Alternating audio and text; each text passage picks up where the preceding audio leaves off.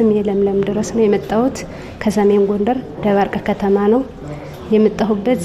ሻማን አሰራር ይዤ ነው።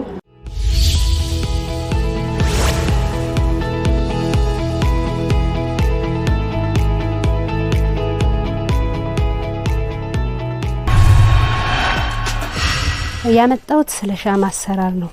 ሻማን መስራት የፈለኩት ከሀገራችን የመብራት አናሳና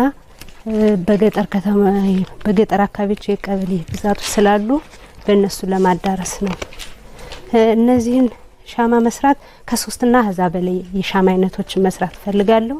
እነዚህም የቤተ እምነት ወይም አብዛኛውን የማህበረሰቡ ክፍል የሚጠቀማቸው ባለ 35 ግራሞች እንደገና ደግሞ የልደትና የቁጥር ከ5 እስከ 7 ግራሞች እንደገና የሆቴል በ50 ግራም በመካከለኛው ማለት ነው ከ6 ሰዓት እስከ 10 ሰዓት ገደማ የሚበሩ ናቸው።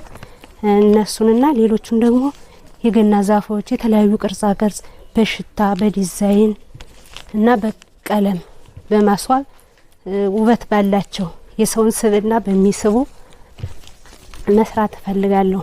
ሌላ የሚያስፈልጉ ነገሮች ማሽኑ የውጭና የውስጥ አለ። እንደገና ደግሞ ዋክስ በቻይና ዋክስ ቢሆን የተመረጠ ነው። ሲበራ የቆይታ መጠን ስላለው ማለት ነው። የኢራንም አለ ቶሎ ቀላጭ ነው።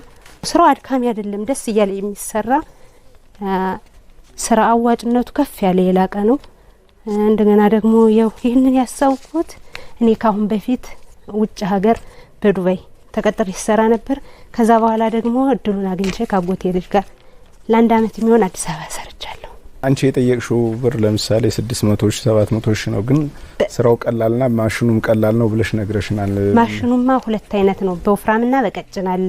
በ25 ግራምና በ35 ግራም ቀጥን ያለ ነው። ፈር አብዛኛውን ለመብራትና ለአብያተ ክርስቲያኖች ስለምን ግን ሻማ አሁን የደባርቅን ህዝብ ከተማ አናሊሲስ ወይም ደግሞ ትንተና ገቢያ መስራት ሰርተሽ ከሆነ 3 አማራጮች ናቸው አሁን ያሉት አይደል? ደባርቅ አንደኛው መብራት ነው፣ ሁለተኛው ሶላር ነው።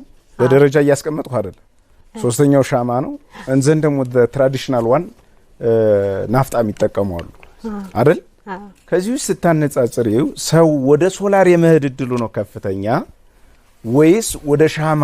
ለምሳሌ ኤሌክትሪክ ስለሌለ ብለሽ ነው የጀመርሽ ካልተሳሳትኩ አይደል? ሻማ ለበዓሎችና አብዛኛውን አስፈላጊ ነው። ለበዓል ለቤትም ለዲዛይን ለምኝታ ቤት ለራት ለብዙ ነገር ሻማ ያስፈልጋል። ውበት አለው፣ የሰውን ቀልብ ይስባል። ከውበት አንጻር እንለየው።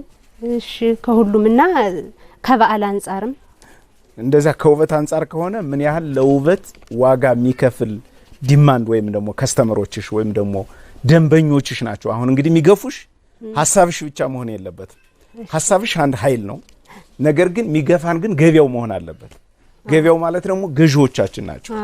ስለዚህ ገዢዎቻችን አቅም አላቸው፣ ይህንን ጉዳይ ይወዱታል ሚል ጥናት አጥንተሽ አረጋግጠሽዋል? እንዴት ነው ደባርቅ ላይ?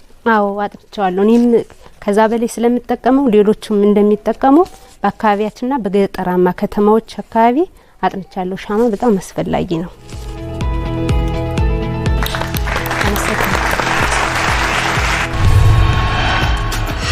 ውድድሩ ደስ የሚል ነው። ደስ ብሎኛል።